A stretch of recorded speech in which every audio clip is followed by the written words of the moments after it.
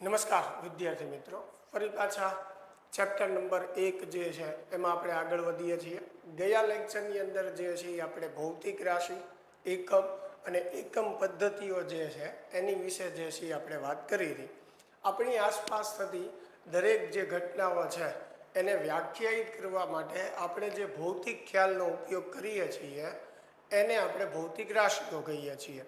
ભૌતિક રાશિનું જે પ્રમાણિત માપ છે એને આપણે શું કહીએ છીએ? એકમ. જેમ કે દળ એક રાશિ છે, એનો પ્રમાણિત માપ જે છે એ કિલોગ્રામ છે, એટલે કિલોગ્રામ દળનો એકમ થયો. એવી રીતે સમય જે છે એક ભૌતિક રાશિ છે અને એનું પ્રમાણિત માપ જે છે એ છે સેકન્ડ. એટલે આપણે સમય જે છે એને સેકન્ડમાં માપીએ છીએ, બરાબર. તો આ ચર્ચા આપણે કરી હતી. ત્યારબાદ આપણે એકમ પદ્ધતિની પણ વાત કરી હતી. એમકેએસ પદ્ધતિ, સીજીએસ પદ્ધતિ, એફપીએસ પદ્ધતિ. આ દરેક પદ્ધતિની અંદર આ જે પદ્ધતિઓ જે છે, જેમ કે એમકેએસ પદ્ધતિ જે છે, તો અહીંયા આપણે વાત કરી હતી કે ભાઈ એમ જે છે એ શેની માટે છે? અંતર માટે છે, બરાબર. કે જે છે એ શેની માટે છે? દળ માટે છે. અને એસ જે છે એ શેની માટે છે? સમય માટે છે. હવે અંતરનો એકમ શું થાય? મીટર. એટલે આ મીટરનો એમ છે. દળનો એકમ જે છે એ શું થાય? કિલોગ્રામ. એટલે આ કિલોગ્રામ માટે કે વાપરેલો છે. એવી રીતે સમયનો એકમ શું થાય? સેકન્ડ. એટલે સેકન્ડ માટે એસ વાપરેલો છે. તો એમકેએસ પદ્ધતિની અંદર અંતર મીટરમાં માપવામાં આવે, દળ કિલોગ્રામમાં માપવામાં આવે અને સમય જે છે એ સેકન્ડમાં માપવામાં આવે. એવી રીતે સીજીએસ પદ્ધતિ હોય તો સીજીએસ પદ્ધતિની અંદર અંતર સેન્ટીમીટરમાં, દળ ગ્રામમાં અને સમય જે છે એ સેકન્ડમાં. એફપીએસ પદ્ધતિ જો હોય તો એમાં અંતર ફૂટમાં માપવામાં આવે, દળ પાઉન્ડમાં માપવામાં આવે અને સમય જે છે એ સેકન્ડમાં માપવામાં આવે. આ બધી જ વસ્તુ આપણે ગયા લેક્ચરમાં શીખી ગયેલા છીએ. એક તમને ખાલી ક્વિક રિવિઝન મેં કરાવી દીધું. સાથે સાથે આપણે એમાં એ પણ ભણ્યા હતા કે આ પદ્ધતિઓમાં ફક્ત 3 રાશિઓ જ કવર થાય છે. બાકીની રાશિઓ જેમ કે વિદ્યુત, ઉષ્માગતિશાસ્ત્ર, થર્મોડાયનેમિક્સ, બરાબર, પ્રકાશશાસ્ત્ર, એમાં આવતી રાશિઓ જે છે એ આ પદ્ધતિમાં કવર થતી નથી. એટલે 1971માં IBWM નામની જે સંસ્થા છે એને એક નવી પદ્ધતિ જે છે ઇન્ટ્રોડ્યુસ કરી, જેને એસઆઈ પદ્ધતિ કહેવાય. બરાબર, ગયા લેક્ચરમાં આપણે શીખ્યા હતા. એસઆઈ પદ્ધતિની અંદર મૂળભૂત રાશિ તરીકે 7 રાશિઓને સ્થાન આપવામાં આવ્યું અને 2 પૂરક રાશિઓ ઉમેરવામાં આવી. એમ ટોટલ એસઆઈ પદ્ધતિની અંદર 9 રાશિઓ જે છે એ ઇન્ટ્રોડ્યુસ કરવામાં આવી. એના પરથી બાકીની રાશિઓ દરેક પ્રકારની તમે વ્યાખ્યાયિત જે છે એ કરી શકો. એટલે આ નવી પદ્ધતિ જે છે એને આપણે એસઆઈ પદ્ધતિ કહીએ. અને એસઆઈ પદ્ધતિમાં 7 મૂળભૂત રાશિ અને 2 પૂરક રાશિ અને 7 રાશિઓ જે છે મૂળભૂત રાશિઓ, એનું કોષ્ટક પણ મેં તમને લખાવ્યું હતું. સંજ્ઞા, એનો એકમ અને એકમની સંજ્ઞા, બરાબર. આ દરેક વસ્તુ જે છે એ આપણે ગયા લેક્ચરની અંદર જે છે એ જોઈ હતી. તો ખાસ એ વિડીયો તમે ન જોયો હોય તો પ્રથમ એ વિડીયો જોઈ લેશો, ત્યારબાદ જે છે આ વિડીયો ઉપર આવશો તો ચેપ્ટરમાં તમને થોડી વધારે મજા આવશે. ચાલ, હવે એસઆઈ પદ્ધતિની એની બધી ચર્ચા આપણે કર્યા પછી પારિમાણિક સૂત્રો જે છે એ આપણે ભણવાના છે. પણ પારિમાણિક સૂત્રો ભણતા પહેલાં થોડીક બીજી આપણે બેઝિક વાત કરી લઈએ. જેમ કે અંતરના માપનની આપણે વાત કરીએ અથવા લંબાઈનું માપન, બરાબર. આ આપણને એમસીક્યુ એની માટે આ માહિતી જે છે ખાસ ઉપયોગી થવાની છે. તો ભૌતિક વિજ્ઞાનની અંદર અંતરનું જે માપક્રમ અથવા લંબાઈનું જે માપક્રમ છે એ આપણી પાસે 10⁻14 મીટરથી 10⁻26 મીટર સુધીનું છે. એટલે કે ઓછામાં ઓછું જે માપન છે એ આપણે કેટલું કરી શક્યા છીએ? 10⁻14 મીટર, સૂક્ષ્મમાં સૂક્ષ્મ માપન. અને વધારેમાં વધારે માપન આપણે કેટલું કરી શક્યા છીએ? 10⁻26 મીટર. હવે આ માપન કરવા માટે જરૂરી નથી કે બધે મેજર પટ્ટીથી જ માપન કરેલું હોય, બરાબર છે. નોર્મલ વસ્તુ હોય, નરી આંખે દેખાતી હોય અને માપી શકાય એવી હોય તો માપ પટ્ટીથી કે મેજર પટ્ટીથી આપણે કરી શકીએ. બાકી બહુ મોટા અંતરો હોય જેમ કે 10⁻26 મીટર, તો આ ખૂબ મોટું અંતર થયું. એટલે બહુ પ્રેક્ટિકલ વાત છે કે આવા અંતરો મેજર પટ્ટીથી કેવી રીતે માપેલા ન હોય, એને માપવા માટેની એક પદ્ધતિ હોય, નિયમ હોય, એના દ્વારા જે છે એનું માપન કરવામાં આવ્યું હોય. એ ધીમે ધીમે આપણે ફિઝિક્સમાં આગળ વધશું એમ તમને ખ્યાલ આવતો જશે. આ વાત મેં તમને એટલે કરી કે તમને કન્ફ્યુઝન ન રહે કે સાહેબ 10⁻26 મીટર જેટલું અંતરનું માપન કઈ રીતે કર્યું હશે. તો એની માટે અલગ અલગ પદ્ધતિઓ આવે, એ પદ્ધતિઓ દ્વારા જે છે આવા માપન જે છે એ થયા હોય. એટલે જરૂરી નથી કે દરેક માપન જે છે અંતરના એ મેજર ટેપથી જ થયા હોય, કેમ કે શક્ય જ નથી એટલું મોટું માપન કરવું, એ મેજર ટેપથી શક્ય જ નથી. એટલે એની માટે અલગ અલગ પદ્ધતિઓનો ઉપયોગ કરેલો હોય. હવે સૌથી પહેલી વાત અહીંયા સમજો કે સૂક્ષ્મમાં સૂક્ષ્મ માપન એટલે કે નાનામાં નાનું માપન આપણે 10⁻14 મીટર સુધીનું માપી શક્યા છીએ. હવે તો એમાં કરેક્શન આવી ગયું છે, 10⁻14 મીટરની બદલે 10⁻15. તો એવું બને કે કોઈ મટીરિયલ કે ટેક્સ્ટ બુકમાં 10⁻15 મીટર પણ લખેલું હોય. તો આ લંબાઈના માપક્રમનો વિસ્તાર છે કે ઓછામાં ઓછું કેટલું માપન અને વધારેમાં વધારે કેટલું માપન આપણે ભૌતિક વિજ્ઞાનમાં માપી શક્યા છીએ. હવે આ માપન જે છે સૂક્ષ્મ માપનો જે હોય, જેમ કે અગાઉ આપણે બેઝિક લેક્ચરમાં પણ શીખ્યા હતા, એને દર્શાવવા માટેની એક ટૂંકી પદ્ધતિ હોય. જેમ કે સ્મોલ એમ જે છે એ શું દર્શાવે છે, મિલી દર્શાવે છે. એટલે મિલી એટલે કેટલી ઘાત થાય, 10⁻3 થાય. એવી રીતે માઇક્રો, બરાબર, તો માઇક્રો જે છે એટલે કેટલી ઘાત થાય, 10⁻6 થાય. દરેક વસ્તુ મેં બેઝિક લેક્ચરમાં તમને શીખવાડી હતી. એવી રીતે ફર્મી છે, જેને ફેમ્ટો પણ કહેવાય અને ફર્મી પણ કહેવાય. અને એક ફર્મી એટલે 10⁻15 થાય. જો મીટરમાં હોય તો પછી આપણે લખી શકીએ કે 10⁻15 મીટર. પણ એક ફર્મી કે એક ફેમ્ટોનો અર્થ શું થાય, 10⁻15 થાય. એટલે સૂક્ષ્મ જે માપનો છે એને આપણે આવી રીતે શોર્ટમાં દર્શાવતા હોઈએ છીએ, બરોબર છે. હવે આવા સૂક્ષ્મ માપનો જે છે એની વાત કરીએ કે ભાઈ માપવામાં કઈ રીતે આવે. જેમ કે હું માપપટ્ટીની વાત કરું, બરાબર, જેને સાદી ભાષામાં આપણે ફૂટપટ્ટી કહીએ, તો એના વડે આપણે ઓછામાં ઓછું માપ જે છે એ કેટલું માપી શકીએ, 1 મિલીમીટર. 1 મિલીમીટર એટલે કે 0.1 સેન્ટીમીટર. હવે એનાથી નાનું માપન આપણે કરવું હોય, બરાબર છે, તો એ માપપટ્ટીની મદદથી થઈ શકે નહીં, બરાબર. અહીંયા જ્યારે આપણે માપન બોલીએ છીએ ત્યારે એક્ઝેક્ટ માપનની વાત છે. કોઈ આપણે સાદી ભાષામાં કહેવાય ને અઠ્ઠે ગઠ્ઠે અથવા તો એમનેમ ધારી લઈએ એવા માપનની વાત નથી. પરફેક્ટ માપનની વાત કરીએ છીએ. તો 1 મિલીમીટરથી નાનું માપન હોય તો એ આપણે માપપટ્ટીથી સચોટ માપી શકીએ નહીં, ચોકસાઈથી માપી શકીએ નહીં. તો એનાથી નાનું માપન માપવા માટે વર્નિયર કેલિપર્સનો ઉપયોગ થાય. વર્નિયર કેલિપર્સની મદદથી આપણે 0.01 સેન્ટીમીટર સુધીનું નાનું માપન જે છે એ માપી શકીએ, સૂક્ષ્મ માપન, બરાબર. હજી એનાથી પણ નાનું માપન માપવું હોય તો ઉપયોગ થાય માઇક્રોમીટર સ્ક્રૂ ગેજનો. માઇક્રોમીટર સ્ક્રૂ ગેજની મદદથી 0.001 સેન્ટીમીટર સુધીનું માપન જે છે આપણે માપી શકીએ છીએ, બરાબર છે. એનાથી પણ સૂક્ષ્મ માપન જો આપણે માપવા હોય તો એની માટે ઓપ્ટિકલ માઇક્રોસ્કોપ છે, ઇલેક્ટ્રોન માઇક્રોસ્કોપ જે છે, એવા સાધનોનો ઉપયોગ જે છે એ થતો હોય છે. હવે વર્નિયર કેલિપર્સ અને માઇક્રોમીટર સ્ક્રૂ ગેજ જે છે એ આપણે નીટ અને JEE કોર્સમાં પણ છે, પ્રાયોગિક કૌશલમાં. એટલે તમારે વર્નિયર કેલિપર્સ અને માઇક્રોમીટર જે છે એ પણ તમારે ખૂબ વ્યવસ્થિત શીખવું પડે. તો આની માટે બંને માટે મેં અલગથી એક વિડીયો પણ બનાવેલો છે, જે આપણા આ વિડીયોના જે પ્લેલિસ્ટ છે એમાં હું અલગથી જે છે એ મૂકી દઈશ. તો ખાસ વર્નિયર કેલિપર્સ અને માઇક્રોમીટર સ્ક્રૂ ગેજ વિશેનો જે વિડીયો છે એ પણ જોઈ લેજો. એટલે એમાં માપન કઈ રીતે થાય એની તમામ માહિતી જે છે એ તમને મળી રહે. તો આ જે આપણે વાત કરી એ સૂક્ષ્મ માપનની કરી, બરોબર. એવી જ રીતે મોટા અંતરો માપવા માટે અલગ અલગ પદ્ધતિઓ હોય. જેમ કે ગ્રહો વચ્ચેના અંતરો માપવા હોય તો દ્રષ્ટિ સ્થાન ભેદ કોણની રીતનો ઉપયોગ થાય. જો કે હવે નવા કોર્સ પ્રમાણે આપણે કોર્સમાં નથી એટલે એમાં કોઈ ડિટેલમાં આપણે નથી જતા, પણ મોટા અંતરો જ્યારે માપવાના હોય તો એની માટે અલગ અલગ પદ્ધતિઓ હોય.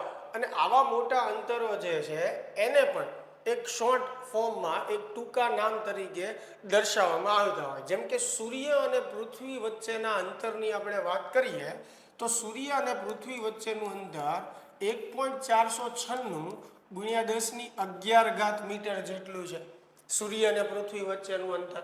તો આ બોલવામાં ખૂબ લાંબુ લાગે, તો સમજવામાં બોલવામાં સરળતા રહે એટલે આ જે અંતર જે છે એને એક નામ આપી દેવામાં આવ્યું, એક એયુ એટલે કે એક એસ્ટ્રોનોમિકલ યુનિટ.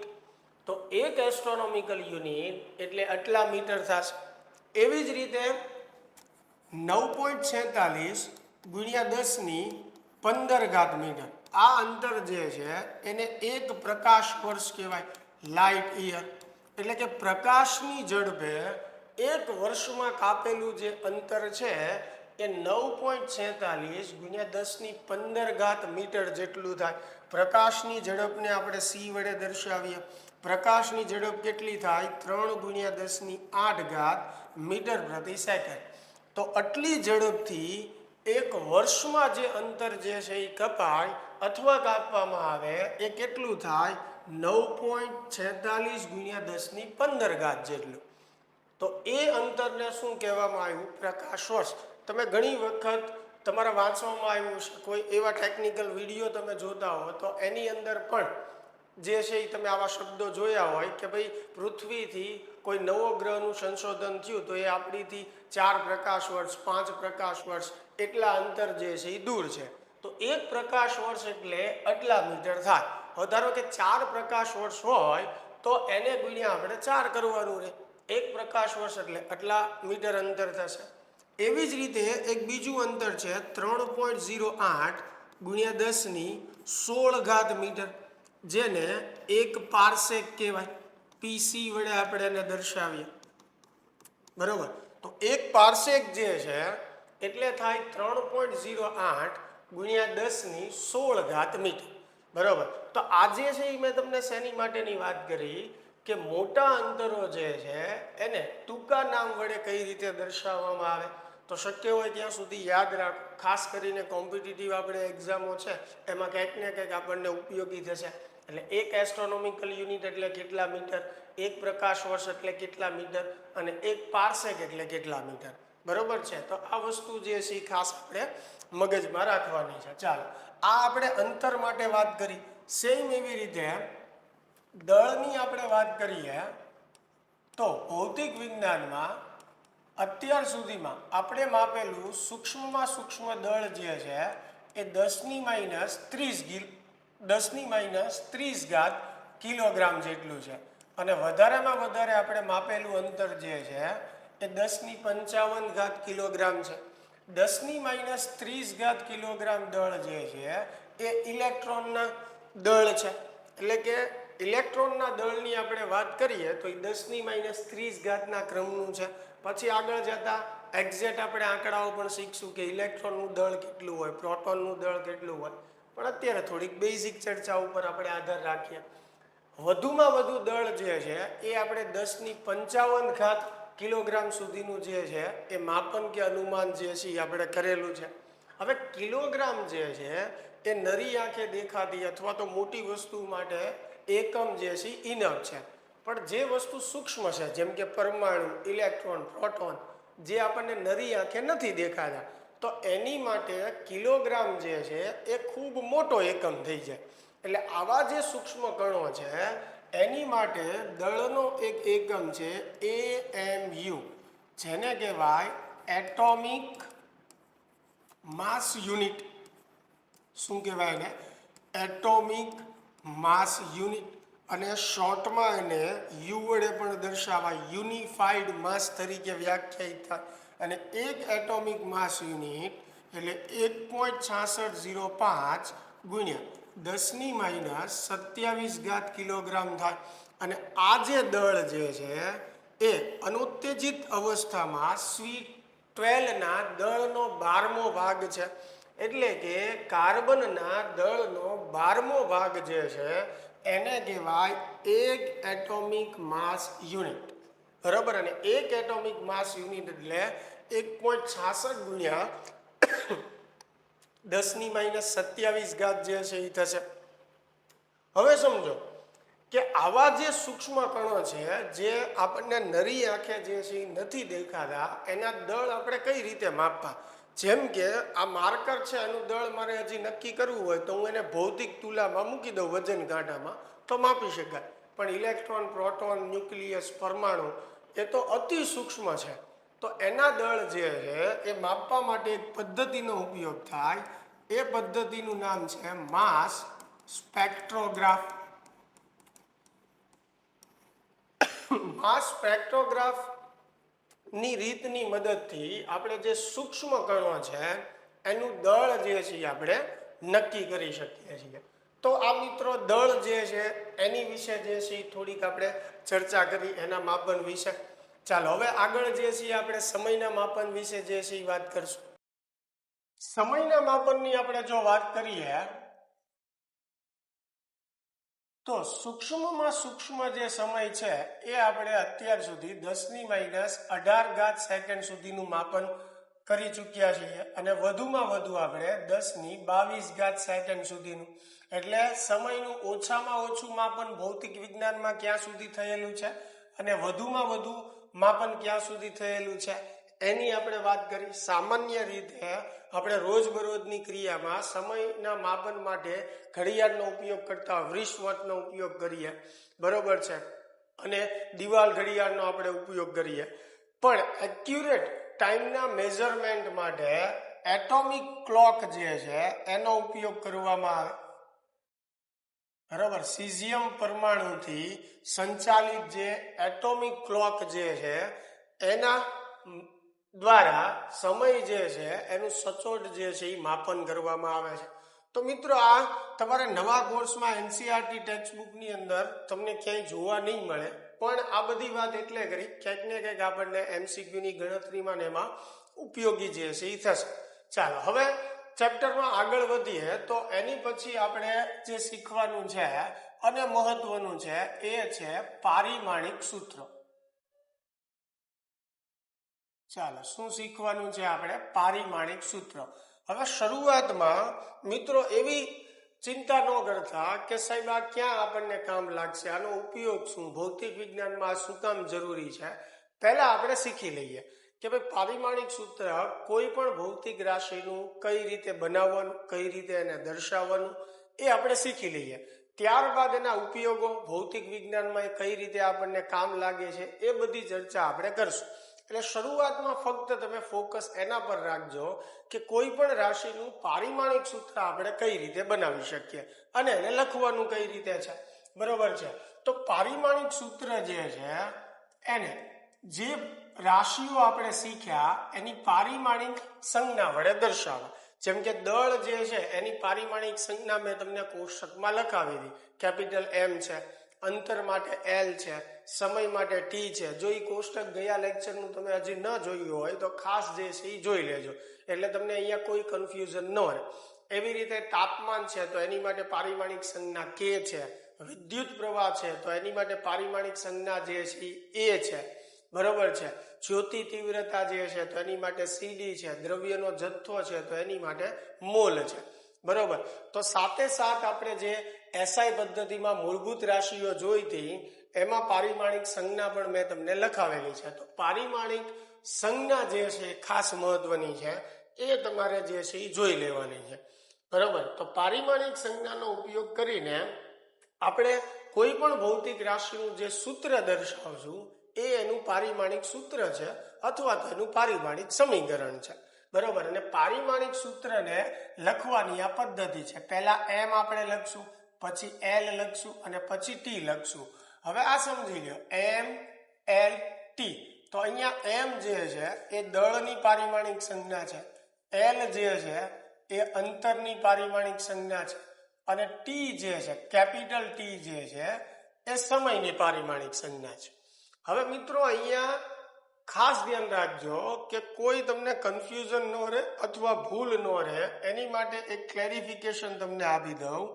આપણે જે એકમ પદ્ધતિની વાત કરતા એમાં MKS જે સંજ્ઞા હતી એમાં આ M મીટર એટલે કે અંતર માટે હતો, પછી આ K જે છે એ કિલોગ્રામ એટલે કે દળ માટે હતો, અને એસ જે છે એ સેકન્ડ એટલે કે સમય માટે હતો. એટલે એકમ પદ્ધતિની અંદર આપણે જે આ સંજ્ઞાનો ઉપયોગ કર્યો હતો એમાં એમ અંતર દર્શાવતું હતું, કે દળ દર્શાવતું હતું અને એસ જે છે એ સમય દર્શાવતું હતું. એટલે એકમ પદ્ધતિને આની સાથે જે છે મિક્સ કરતા નહીં. બરોબર, આ એક વાત. બીજી વાત, એસઆઈ પદ્ધતિની અંદર આપણે જે સંજ્ઞાઓ જોઈ હતી, બરોબર છે, જેમ કે દળની આપણે વાત કરી તો દળની સંજ્ઞા સ્મોલ એમ, દળનો એકમ જે છે એ કિલોગ્રામ, પણ દળની પારિમાણિક સંજ્ઞા આપણે કેપિટલ એમ લેવાની હતી. હવે એવી જ રીતે સમયની આપણે વાત કરીએ તો સમયની સંજ્ઞા ટી હતી. સમય જે ભૌતિક રાશિ છે એની સંજ્ઞા શું હતી? ટી હતી. એનો એકમ જે છે એ શું હતો? સેકન્ડ હતો. પણ પારિમાણિક સંજ્ઞા એની કેપિટલ ટી છે. પારિમાણિક સંજ્ઞા અહીંયા ખાસ જોવાની છે. જેમ કે તાપમાનની આપણે વાત કરીએ, બરોબર, તો તાપમાન જે છે એની સંજ્ઞા કેપિટલ ટી છે. એટલે તાપમાન એક ભૌતિક રાશિ છે, એની સંજ્ઞા કેપિટલ ટી છે, પણ તાપમાનનો એકમ જે છે એ શું છે? કેલ્વિન છે. બરોબર, અને તાપમાનની પારિમાણિક સંજ્ઞા જે છે એ કેપિટલ કે છે. એટલે આમાં તમને કન્ફ્યુઝન ન રહે કે સાહેબ કેપિટલ ટી તો આપણે તાપમાન માટે નહોતું દર્શાવ્યું, તો અહીંયા તમે કેપિટલ ટી સમય માટે કેમ દર્શાવ્યું? તો ફરીને કહું છું કે કેપિટલ ટી જે છે એ તાપમાન જે ભૌતિક રાશિ છે એની સંજ્ઞા છે. બરોબર છે, એટલે ભૌતિક રાશિની સંજ્ઞા કેપિટલ ટી છે. અહીંયા આપણે વાત કરીએ છીએ પારિમાણિક સંજ્ઞાની, તો સમયની પારિમાણિક સંજ્ઞા કેપિટલ ટી છે અને તાપમાનની પારિમાણિક સંજ્ઞા કેપિટલ કે છે. એવી રીતે બાકીની જે 4 રાશિ છે એ પણ કોષ્ટકમાં તમે જોઈ જ હશે, એટલે તમને ખાસ આઈડિયા આવી જશે. શરૂઆત છે એટલે થોડુંક તમને ટફ લાગશે, થોડુંક બધું ભેગું થઈ જશે. બરોબર, રાશિની સંજ્ઞા છે, એકમની સંજ્ઞા છે અને પારિમાણિક સંજ્ઞા. પ્રેક્ટિસ કરશો, 2-3 વાર લખીને પાકું કરશો, વારંવાર જોયા કરશો એને, એટલે ધીમે ધીમે તમને મગજમાં એકદમ ક્લિયર થઈ જશે કે પારિમાણિક સંજ્ઞા શું છે, એકમની સંજ્ઞા શું છે અને ભૌતિક રાશિની સંજ્ઞા શું છે. બરોબર, આ એક મગજમાં આપણે ખાસ ક્લિયર રાખવાનું છે.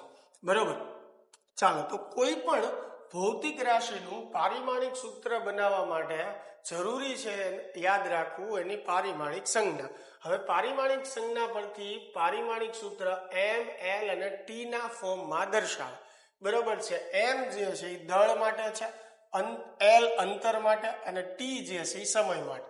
હવે જો કોઈ ચોથી રાશિ આવતી હોય તો આનાથી આગળ, દાખલા તરીકે વિદ્યુત પ્રવાહ આવતું હોય તો વિદ્યુત પ્રવાહની પારિમાણિક સંજ્ઞા એ છે. તો અહીંયા આપણે આની પછી ચોથી જે કઈ રાશિ આવતી હોય એ આપણે લખવાની રહે.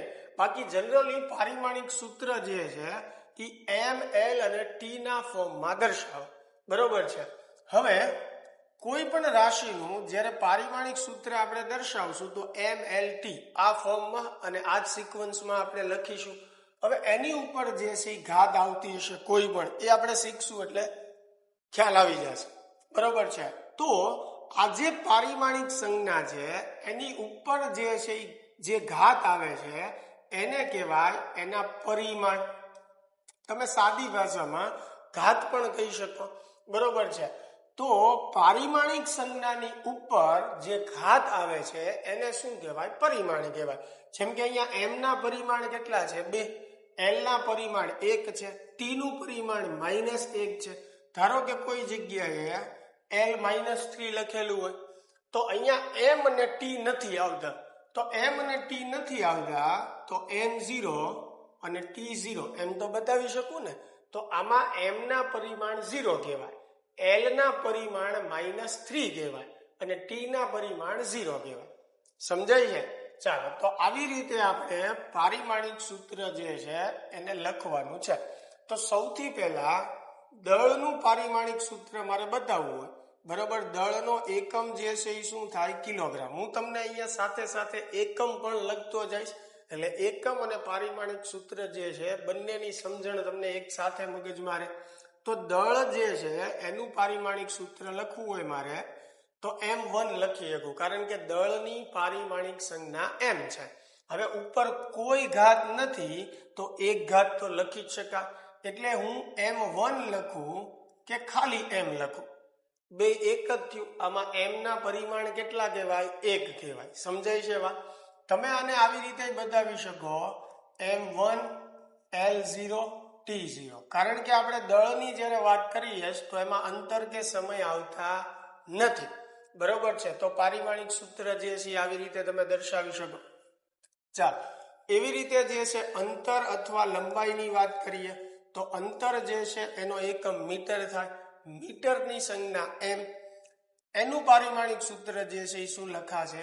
L1 અથવા તો m0 L1 T0 આવી રીતે લખી શકો તમે.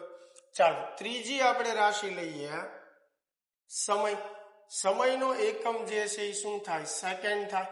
સમયની પારિમાણિક સંજ્ઞા કેપિટલ T છે, તો સમયનું પારિમાણિક સૂત્ર શું થશે? T1 અથવા તમે આને આમ લખી શકો m0 L0 T1.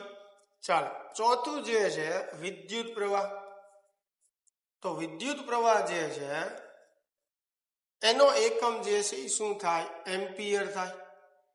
અને વિદ્યુત પ્રવાહની પારિમાણિક સંજ્ઞા જે છે એ છે, એટલે A1 લખી શકો અથવા આમ લખી શકો m0 L0 T0 A1. બરાબર. ફરી પાછું તમને યાદ કરાવું છું, એ ચિંતામાં તમે અત્યારે ન આવતા કે સાહેબ આ આપણે શું કામ આવું કરીએ છીએ, આ શું કામ લાગશે, એ પછી આપણે વાત કરીશું. અત્યારે તમારો ધ્યેય એટલો હોવો જોઈએ કે પારિમાણિક સૂત્ર કઈ રીતે બનાવવાનું એ વ્યવસ્થિત આપણે શીખી લઈએ, બરાબર. અને એની માટે કોષ્ટક ખાસ એકવાર જોઈ લેજો, ફરીને તમને રિક્વેસ્ટ કરું છું. ચાલો, પાંચમું જે છે તાપમાન, બરાબર. તો તાપમાનનો એકમ જે છે એ શું થાય? કેલ્વિન થાય. અને તાપમાનની પારિમાણિક સંજ્ઞા જે છે એ K છે, તો એની માટે પારિમાણિક સૂત્ર K1 અથવા m0 L0 T0 K1 એવી રીતે પણ તમે લખી શકો. ચાલો, એની પછી છે દ્રવ્યનો જથ્થો. તો દ્રવ્યનો જથ્થો જે છે એનો એકમ જે છે એ શું થાય? મોલ. અને દ્રવ્યના જથ્થાની પારિમાણિક સંજ્ઞા MOL જ છે, મોલ. તો એને મોલ 1 એવી રીતે લખી શકો. ચાલો, સાતમી જે છે જ્યોતિ તીવ્રતા.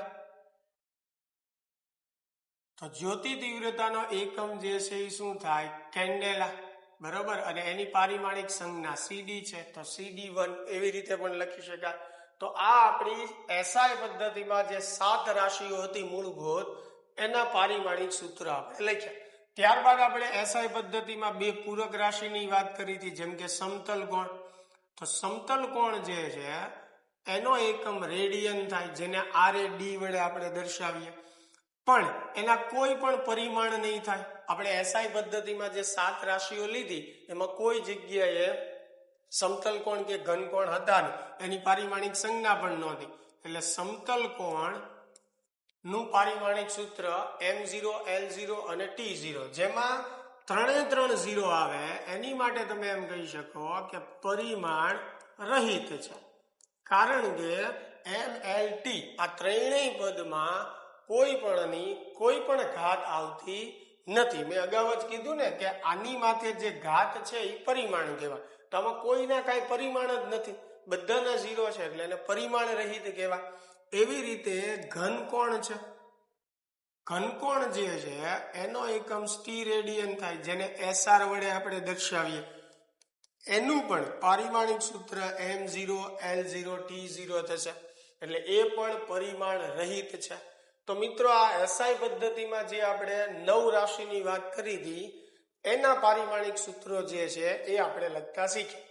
તમારે જરૂર હોય લખવાની તો ખાસ વિડીયો પોઝ કરીને લખી લેવાનું, બરોબર છે. ચાલો, હવે આમાં ને આમાં આપણે આગળ વધીએ. આની સિવાયની જેટલી રાશિઓ છે, આ 9 સિવાયની જેટલી રાશિઓ છે એ બધી સાધિત રાશિઓ છે. તો એવી પણ અમુક રાશિઓ જે છે આપણે જોઈએ, એના એકમ અને પારિમાણિક સૂત્ર જે છે આપણે કઈ રીતે બનાવી શકીએ. જેમ કે સૌથી પહેલું જે છે ક્ષેત્રફળ, બરાબર. હવે જો તમને એકમ યાદ ન હોય તો સૂત્ર યાદ કરવાના કે ભાઈ ક્ષેત્રફળ જે છે એનું સૂત્ર શું થાય? લંબાઈ ગુણ્યા પહોળાઈ, બરાબર. તો સૂત્ર ઉપરથી તમે એકમ બનાવી શકો.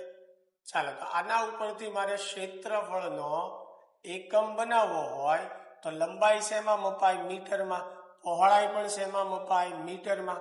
તો મીટર ગુણ્યા મીટર એટલે મીટરનો સ્ક્વેર. તો ક્ષેત્રફળ જે છે એનો એકમ શું થશે? Metre square. જેને ગુજરાતીમાં તમે 9-10માં ધોરણમાં શું લખતા? ચોરસ મીટર એવું લખતા. એનો અર્થ મીટરનો વર્ગ એવો જ થાય. બરોબર છે. એટલે ક્ષેત્રફળનો એકમ મીટર સ્ક્વેર થશે. હવે ક્ષેત્રફળનું પારિમાણિક સૂત્ર. બરાબર. હવે પારિમાણિક સૂત્ર જે છે એ તમે ક્ષેત્રફળના સૂત્ર ઉપરથી પણ વિચારી શકો અને એકમ પરથી પણ વિચારી શકો. મને સરળ પદ્ધતિ એકમ ઉપરથી વિચારવાની લાગે એટલે હું તમને એ રીતે શીખવાડું છું. બરોબર છે. આની સિવાય તમે કોઈ પણ બીજી મેથડ શીખો અને એ તમને સરળ લાગે તો એ રીતે કરી શકો છો. મૂળ આપણને આવડવું જોઈએ એ જરૂરી છે. તો મારી પદ્ધતિ પ્રમાણે આપણે જઈએ તો અહીંયા એકમ છે મીટર. હવે મીટર કોનો એકમ છે? અંતરનો. બરોબર છે. અને અંતરની પારિમાણિક સંજ્ઞા શું છે? એલ. તો અહીંયા મીટરની જગ્યાએ પારિમાણિક સૂત્ર જ્યારે બનાવવું હોય ત્યારે પારિમાણિક સંજ્ઞા મૂકશું. તો મીટર અંતરનો એકમ છે, અંતરની પારિમાણિક સંજ્ઞા એલ. તો અહીંયા એલ ઉપર જે કાંઈ ઘાત હોય એમનેમ રહેવા દેવાની. તો ક્ષેત્રફળનું પારિમાણિક સૂત્ર L2 થઈ ગયું. અથવા તમે નામ લખી શકો M0 L2 T0. બરોબર છે. ચાલો એવી જ રીતે જે છે કદ યાદ કરીએ. હવે માનો કે કદનો એકમ આપણને સીધો યાદ નથી તો કદ જે છે એનું સૂત્ર યાદ કરવાનું. લંબાઈ ગુણ્યા પહોળાઈ ગુણ્યા ઊંચાઈ. આ સૂત્ર છે કદનું. બરોબર. તો આના પરથી કદનો એકમ આપણે બનાવીએ તો લંબાઈ શેમાં મપાય? મીટરમાં. પહોળાઈ પણ મીટરમાં, ઊંચાઈ પણ મીટરમાં. એટલે મીટરનો ઘન આવશે. તો કદનો એકમ જે છે એ શું થાય? મીટર ઘન થશે.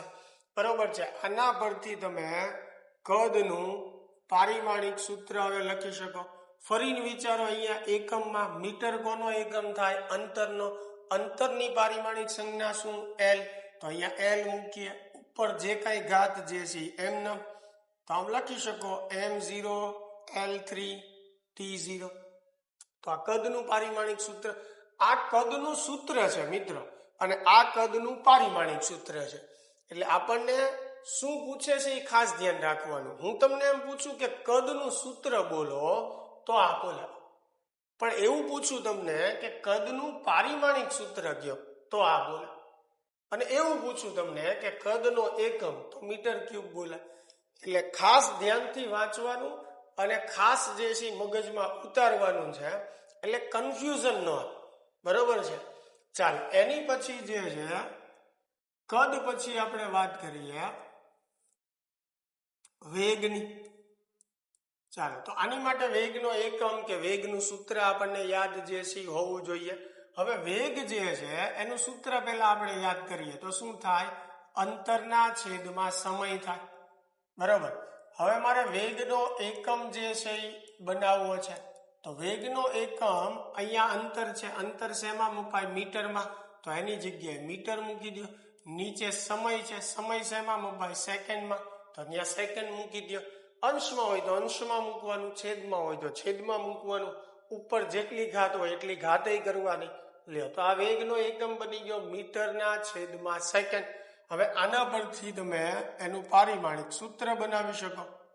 તો વેગનું પારિમાણિક સૂત્ર આપણે બનાવવું હોય તો અહીંયા વિચારો મીટર. તો મીટર અંતર માટે અંતરની પારિમાણિક સંજ્ઞા શું આવશે? L1. બરોબર. નીચે સેકન્ડ. સેકન્ડ કોનો એકમ છે? સમયનો. સમયની પારિમાણિક સંજ્ઞા શું થશે? T.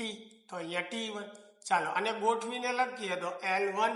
હવે છેદને ઉપર લેશું તો ઘાત જે છે એ પ્લસ હોય તો માઇનસ થઈ જાય, માઇનસ હોય તો પ્લસ થઈ જાય. ગણિતનો એ નિયમ તો અહીંયા પણ લાગુ પડશે. હવે એમ આમાં આવતો જ નથી તો એમના પરિમાણ કેટલા લખી શકાય? 0. તો વેગનું પારિમાણિક સૂત્ર જે છે એ શું થઈ ગયું? M0 L1 T-1. સમજાય છે? ચાલો એની પછી આપણે વાત કરીએ પ્રવેગની. પ્રવેગનું સૂત્ર જે છે એ આપણે યાદ કરીએ તો શું છે? વેગના છેદમાં સમય.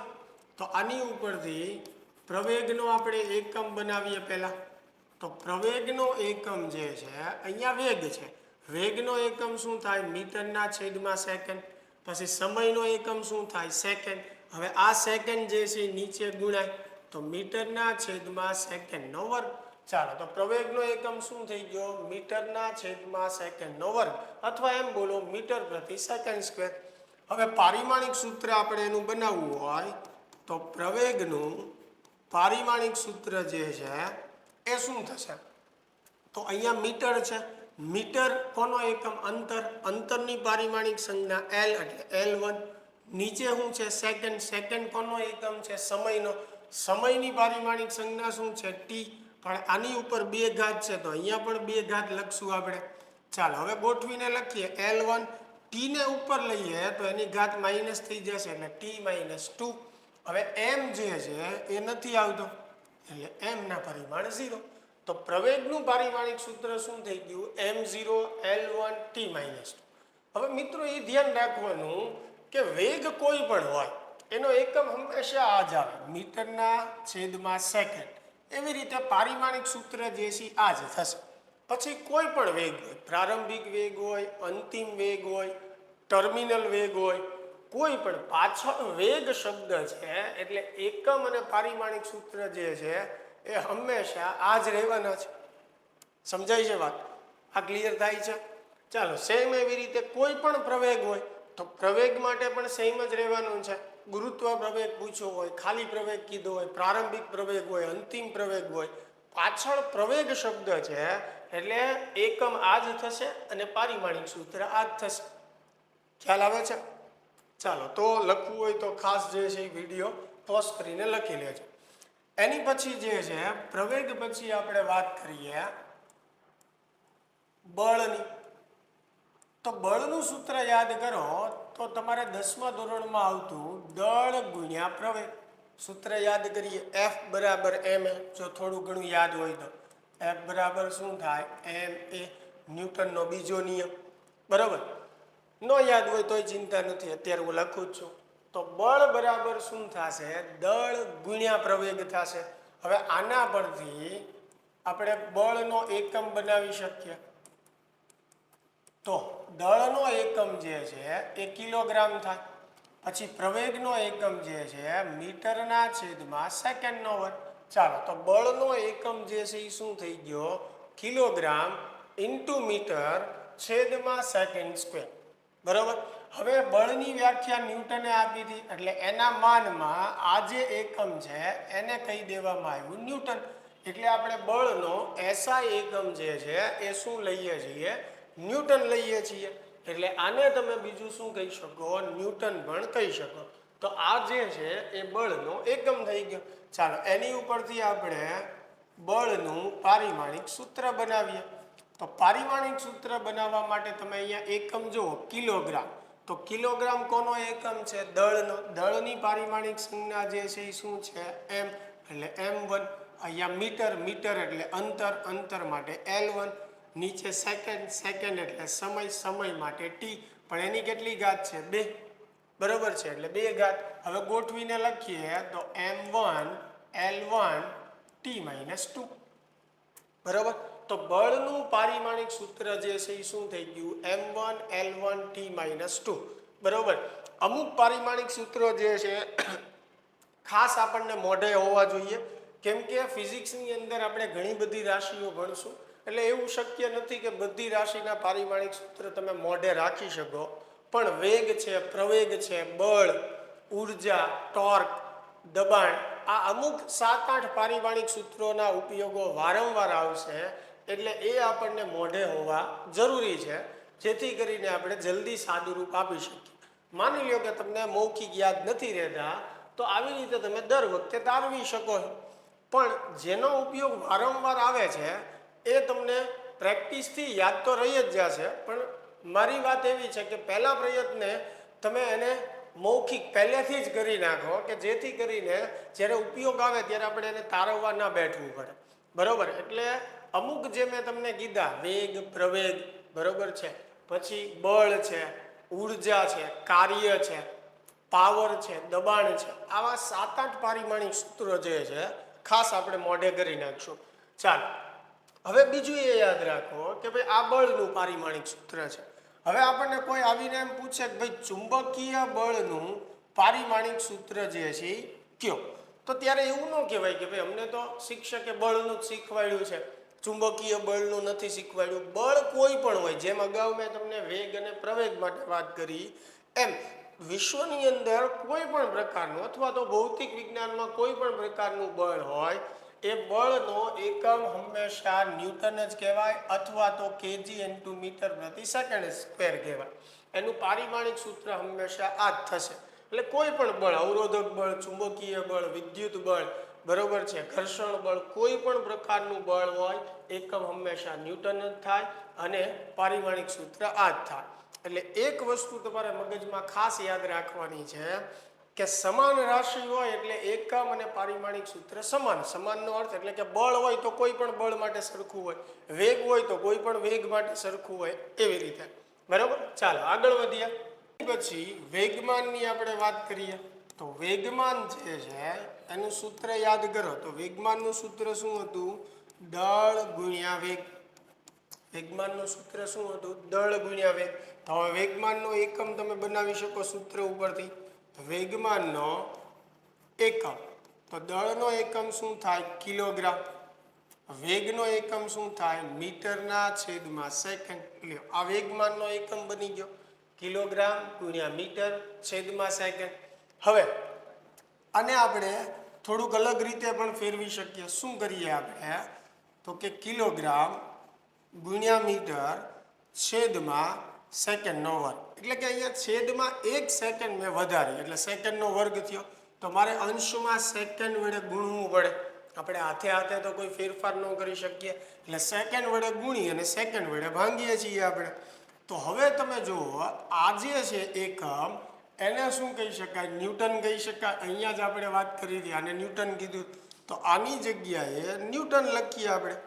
તો વેગમાનનો એક બીજો એકમ શું બોલાય? ન્યૂટન ઇન્ટુ સેકન્ડ પણ બોલાય. બરોબર, ચાલો એના પરથી આપણે વેગમાનનું પારિમાણિક સૂત્ર લખીએ. વેગમાનનું પારિમાણિક સૂત્ર. બરોબર, તો હવે આ એકમ છે એનો એકમમાં જુઓ કિલોગ્રામ. કિલોગ્રામ એટલે દળ, દળ માટે m1. પછી મીટર, મીટર એટલે અંતર, અંતર માટે l. પછી નીચે સેકન્ડ, સેકન્ડ એટલે સમય, સમય માટે t. હવે ગોઠવીને લખું તો m1 l1 t ઉપર જશે તો ઘાત એની માઇનસ થઈ જશે. તો વેગમાનનું પારિમાણિક સૂત્ર શું થઈ ગયું? m1 l1 t minus 1. ખ્યાલ આવે છે? ચાલો એની પછી આપણે વાત કરીએ ઘનતાની. તો ઘનતા જે છે એનું સૂત્ર શું થાય? દળના છેદમાં કદ. ચાલો તો ઘનતા જે છે એનો એકમ પહેલા આપણે બનાવીએ. તો ઘનતાનો એકમ જે છે દળ, આ સૂત્ર જુઓ એનું દળનો એકમ શું થાય? કિલોગ્રામ. પછી કદનો એકમ શું થાય? મીટરનો ઘન. ચાલો તો ઘનતાનો એકમ શું બની ગયો? કિલોગ્રામ પ્રતિ મીટર ક્યુબ. ઘનતાનું પારિમાણિક સૂત્ર આપણે બનાવીએ. ચાલો તો અહીંયા કેજી, કેજી એટલે દળ, દળ માટે પારિમાણિક સંજ્ઞા m. નીચે મીટર, મીટર એટલે અંતર, અંતર માટે l. અને માથે 3 ઘાત છે એટલે 3 લખશું. ચાલો તો થશે m1. હવે l ઉપર આવશે તો એની ઘાત માઇનસ થઈ જશે એટલે l માઇનસ 3. અને t ની કોઈ ઘાત નથી આવતી એટલે t0. તો ઘનતાનું પારિમાણિક સૂત્ર શું થશે? m1 l minus 3 t0. ખ્યાલ આવે છે? ચાલો એની પછી જે છે આવર્તકાળ. તો આવર્તકાળ જે છે જો તમને યાદ હોય તો એક પરિભ્રમણ માટે લાગતા સમયને શું કહેવાય? આવર્તકાળ. એક પરિભ્રમણ અથવા એક ડોલર અથવા સાદી ભાષામાં કે એક આંટો, એક ચક્કર પૂરું કરવા માટે જે સમય લાગે એ સમયને શું કહેવાય? આવર્તકાળ. તો મૂળ તો આવર્તકાળ શું છે? સમય છે. એટલે સમયનો એકમ જે છે એ શું થાય? સેકન્ડ થાય. અને એની પારિમાણિક સંજ્ઞા શું થાય? ટી થાય સમય માટે. તો આવર્તકાળનું પારિમાણિક સૂત્ર t1 થશે. એવી રીતે આવૃત્તિ છે. બરાબર, તો આવૃત્તિ જે છે એનો એકમ એકના છેદમાં સેકન્ડ થાય. 1 સેકન્ડમાં થતા પરિભ્રમણની સંખ્યાને આવૃત્તિ કહેવાય. તો આવૃત્તિનો એકમ એકના છેદમાં સેકન્ડ થાય. તો એનું પારિમાણિક સૂત્ર એકના છેદમાં t1 આવશે. હવે t1 ને ઉપર લ્યો તો શું થશે? t-1. એટલે આવૃત્તિનું પારિમાણિક સૂત્ર શું થઈ ગયું? t-1 થઈ ગયું. તમે એને એમ લખી શકો m0 l0 t-1. બરાબર. ચાલો એની પછી જે છે દબાણની આપણે વાત કરીએ તો પહેલા દબાણનું સૂત્ર. દબાણ એટલે શું થાય? બળના છેદમાં ક્ષેત્રફળ થાય. દબાણ એટલે શું થાય? બળના છેદમાં ક્ષેત્રફળ. ચાલો આની ઉપરથી આપણે દબાણનો એકમ બનાવીએ તો બળ જે છે એનો એકમ શું થાય? કિલોગ્રામ એને ગુણ્યા મીટર છેદમાં સેકન્ડનો વર્ગ. બળનો એકમ. બરાબર. એટલે આ બળનો એકમ લખ્યો છેદમાં ક્ષેત્રફળનો એકમ. તો ક્ષેત્રફળનો એકમ જે છે એ મીટરનો વર્ગ થાય. છેદમાં છે એટલે મેં છેદમાં લખ્યું. ચાલો ઉપર નીચે એક મીટર કેન્સલ થઈ જાય તો શું આવશે? કિલોગ્રામ છેદમાં 1 મીટર વધ્યું એને ગુણ્યા સેકન્ડનો વર્ગ. તો આ જે છે એ દબાણનો એકમ થઈ ગયો. અને પાસ્કલ નામનો વૈજ્ઞાનિક હતો એના માનમાં દબાણના એકમને પાસ્કલ પણ કહેવામાં આવે છે. તો આને કહી શકો જેમ કેમ કેજી ઇન્ટુ મીટર છેદમાં સેકન્ડના વર્ગને ન્યૂટન એવું નામ આપ્યું હતું એમ આ જે એકમ છે એને આપણે કહી શકીએ કે પાસ્કલ નામ આપવામાં આવ્યું. એટલે આ જે છે એ દબાણનો એકમ થઈ ગયો. હવે આપણે દબાણનું પારિમાણિક સૂત્ર બનાવવું હોય તો દબાણનું પારિમાણિક સૂત્ર આ એકમ ઉપરથી કિલોગ્રામ જે છે એ દળ થયું. દળ માટે m1. પછી હવે છેદમાં છે તો છેદમાં લખવાનું. બરાબર. મીટર માટે શું આવશે? l એટલે l1. s second. સેકન્ડ એટલે સમય. સમય માટે t.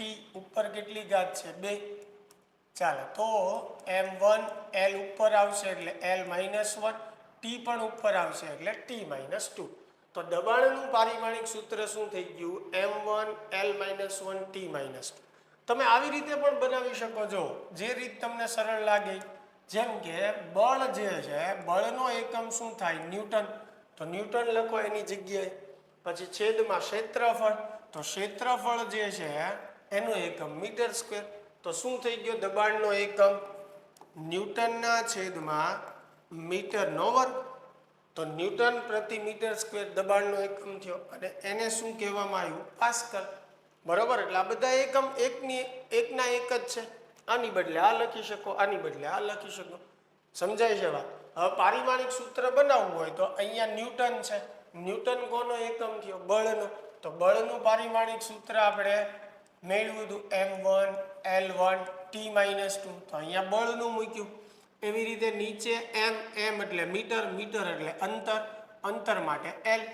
ચાલો હવે જે છે m1 l1 t-2 એમનો. હવે આ l ને ઉપર લેશો તો l-2 ઘાત થશે. હવે ગણિતનો નિયમ તો બધે સરખો જ લાગવો પડે કે આધાર સરખો હોય તો ઘાતનો સરવાળો થાય.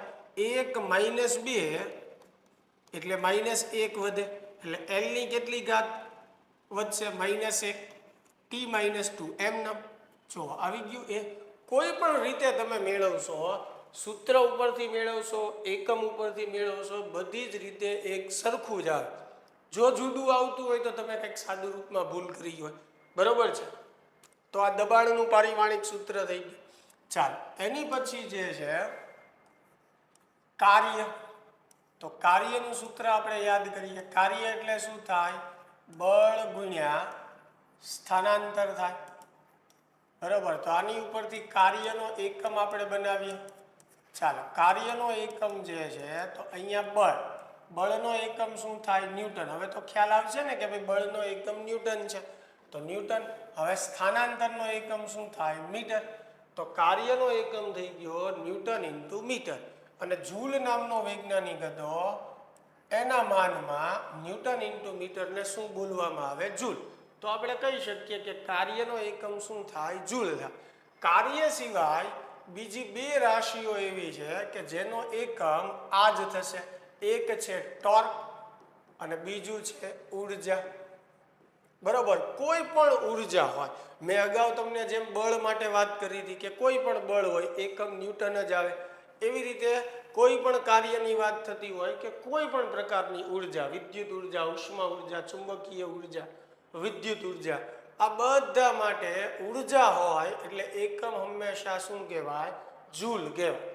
એ ફિક્સ જ રહેવાનો છે, ક્યારેય બદલાવાનો નથી. બરાબર, આની ઉપરથી પારિમાણિક સૂત્ર આપણે બનાવીએ. તો હવે જો તમને સરળતાથી યાદ રહી ગયું હોય તો ન્યૂટન એટલે બળ, તો બળનું પારિમાણિક સૂત્ર m1L1T-2. મીટર, તો મીટર માટે આવે L1. ચાલો સાદુરૂપ આપીએ તો આધાર સરખો, ઘાતનો સરવાળો 1 + 1 એટલે 2, તો L2T-2. તો કાર્ય અથવા ઉર્જા અથવા ટોર્ક એનું પારિમાણિક સૂત્ર શું થશે? m1L2T-2 થશે. ક્લિયર થાય છે આ વાત? ચાલો એની પછી જે છે વિદ્યુત ભાર. તો વિદ્યુત ભાર જે છે એનું સૂત્ર શું થાય? વિદ્યુત પ્રવાહ ગુણ્યા સમય. શું થાય? વિદ્યુત પ્રવાહ ગુણ્યા સમય થાય. તો આને પરથી આપણે એનો એકમ બનાવીએ. તો વિદ્યુત ભારનો એકમ જે છે, વિદ્યુત પ્રવાહનો એકમ શું થાય? એમ્પિયર. સમયનો એકમ સેકન્ડ.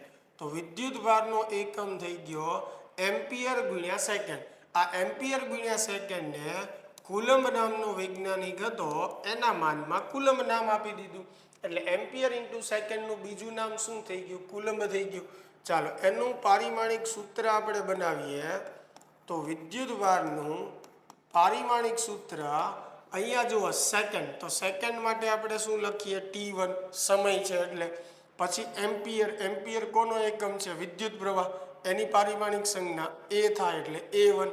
હવે એમ નથી આવતું એટલે M0, L નથી આવતું એટલે L0. તો વિદ્યુત ભારનું પારિમાણિક સૂત્ર શું થઈ ગયું? M0 L0 T1 A1. બરાબર. એવી જ રીતે 10મા ધોરણમાં તમારે એક રાશિ આવતી વિદ્યુત સ્થિતિમાન.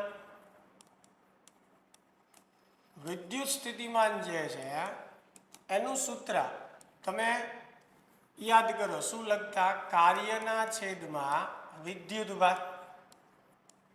કાર્યના છેદમાં વિદ્યુત ભાર લખતા. તો આ સૂત્ર ઉપરથી આપણે વિદ્યુત સ્થિતિમાન જે છે એનો એકમ બનાવી શકીએ.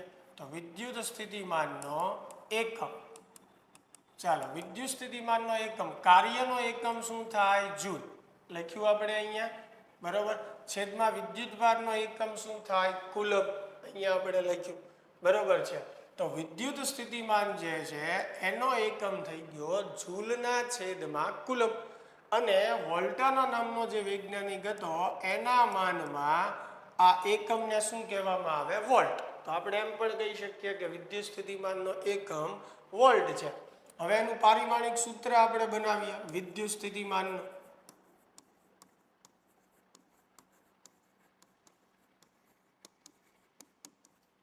ચાલો તો પારિમાણિક સૂત્ર બનાવવા માટે અહીંયા જુઓ, સૂત્ર ઉપરથી વિચારી શકો, એકમ ઉપરથી વિચારી શકો. કાર્ય, કાર્ય જે છે એનું પારિમાણિક સૂત્ર જે છે આપણે તાર્યું શું છે? m1L2T-2. બરાબર. છેદમાં કુલમ્બ એટલે કે વિદ્યુત ભાર.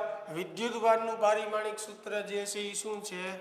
A1T1. ચાલો સાદુરૂપ આપીએ તો m1L2. હવે આ T1 ઉપર આવે તો T-2 છે, અને T1 ઉપર આવે તો T-1 થશે. +1 ઉપર આવે તો -2 -1 કેટલા થઈ જાય? -3. પછી A1 ઉપર આવશે તો A-1.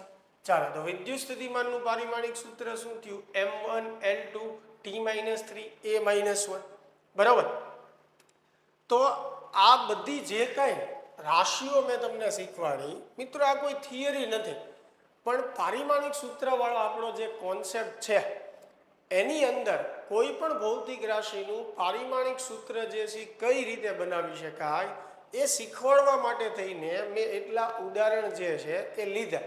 સાથે સાથે તમને સૂત્ર પણ યાદ આવી જાય, એના એકમ કેમ બનાવી શકાય અને એના પરથી પારિમાણિક સૂત્ર કેમ બનાવી શકાય એટલે દરેક વસ્તુ હું લખતો હતો, સૂત્ર, એકમ અને પારિમાણિક સૂત્ર.